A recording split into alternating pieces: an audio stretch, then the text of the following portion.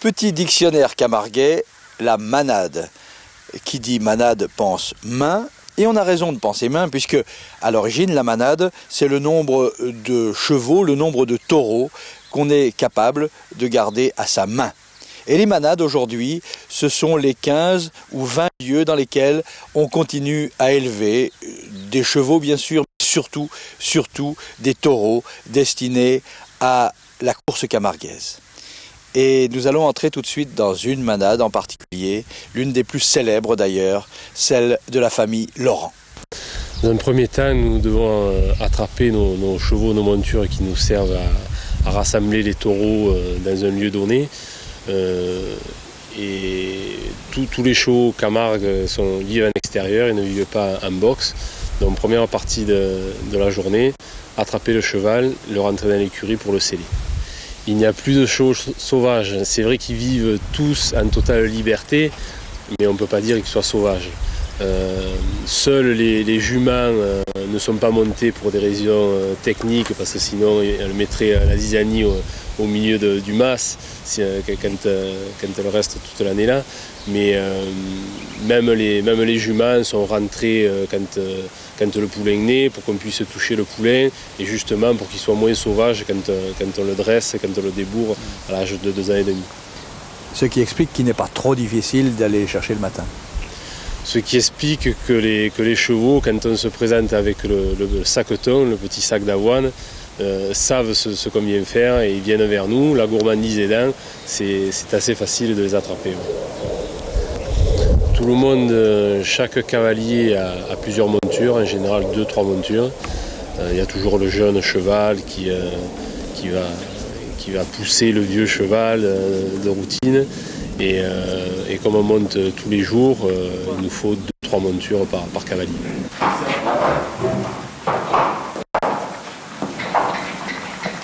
Henri, le papa de Patrick Laurent, Estelle, la femme de Patrick. Nous avons une selle qui est une copie des selles des chevaliers qui partaient en croisade. Alors, à l'époque, elle était beaucoup plus profonde qu'elle n'est maintenant, parce que bien sûr, il fallait être tenu avec l'armure, avec tout ce qu'il faut. Et pour faire les jeux, être bien tenu au rein, mais c'est une copie conforme de la selle des croisés. Et voilà, il va être temps de partir trier les taureaux dans le pré. Vous voilà avec, vous avez quoi, une petite dizaine de cavaliers, il y a combien de taureaux en face, et vous allez les trier, ça consiste en quoi, et surtout, comment allez-vous choisir ceux qu'il va falloir sortir du groupe, sortir de la manade? Une fois que l'on a rassemblé le troupeau, une centaine de têtes dans un coin pour bien les tenir, là nous choisissons les taureaux qui vont courir l'après-midi, comme chaque matin pour les courses de l'après-midi. Aujourd'hui, c'est une course de taureaux jeunes pour des raseteurs apprentis. Donc, ils vont avoir une protection au bout des cornes pour ne pas blesser s'il y a un coup de corne sur le jeune raseteur. Mais là, on met les taureaux qui sont le moins expérimentés pour que la balance soit bien équilibrée. Taureau pas expérimenté, raseteur jeune, donc le jeu peut se faire. Si on peut appeler ça un jeu, parce que le taureau ne joue pas, lui, il agresse vraiment le raseteur. Alors justement, vous dites des taureaux expérimentés. Est-ce que la meilleure expérience pour avoir le meilleur taureau, ce n'est pas justement qu'il n'ait jamais été raseté, qu'il ne soit jamais entré dans une arène? Justement non, un taureau a besoin de plusieurs années. Nous avons une race de taureaux qui reste jeune pendant très longtemps. Donc ils ont besoin de 4 ans, voire 5 ans de courses, à raison de 5-6 courses par an. Quand ils sont adultes, ils font une dizaine de courses par saison. Et ils ont besoin de ces courses pour acquérir une certaine expérience et savoir d'où va partir le raseteur, où il va sauter, comment se placer pour être le moins vulnérable par rapport au raseteur.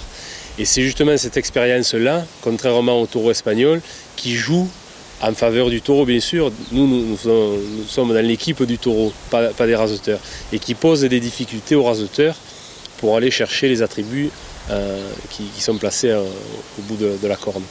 Est-ce que vous iriez jusqu'à dire que les taureaux aiment ça? certes, les bons taureaux aiment ça. Bien sûr, comme tout un chacun, si le réveil ne sonne pas, ils sont encore plus contents. Mais quand ils sont dans l'arène, le bon taureau aime ça. S'il n'aimait pas, il s'arrête dans un coin, il ne bouge plus ou il fait autre chose. Mais le bon taureau aime cette confrontation, j'en suis sûr. Et celui qui ne bouge plus finit dans la casserole? Et celui qui ne bouge plus, comme nous aussi, dans cette jungle, il faut être bon, il faut être mordant. Et si on a 70 naissances en moyenne par an, donc on ne peut pas tous les garder. Les bons, ils meurent de leur belle mort sur les pâturages, mais les autres partent à l'abattoir. Quand le Mistral claironne aux portes d'Avignon, toute la Provence est en révolution. Les ailes frémissantes du moulin de Daudet brassent le grand vent au-dessus des cyprès. Et de la cour fumante monte un tel hurlement que la mer se fait des cheveux blancs. Quand le Mistral claironne aux portes d'Avignon, toute la Provence est en révolution. Avec les Arlésiennes, c'est un roman d'amour. Ce seigneur ne fait que leur tourner autour.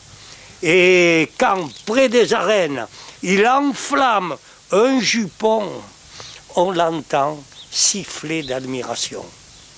Quand le Mistral claironne aux portes d'Avignon, toute la Provence est en révolution. Quand la Camargue tombe dans les bras du Mistral, marqué en son sol d'un galop infernal, on voit passer en trombe des chevaux irréels qui vont se noyer dans le soleil. Quand le Mistral s'arrête aux portes d'Avignon, toute la Provence est en consternation. C'est la fin d'une fête. Farandole, tambourin, tout s'arrête. Après le satirique délire de notre Dieu que l'on voudrait peindre avec du feu.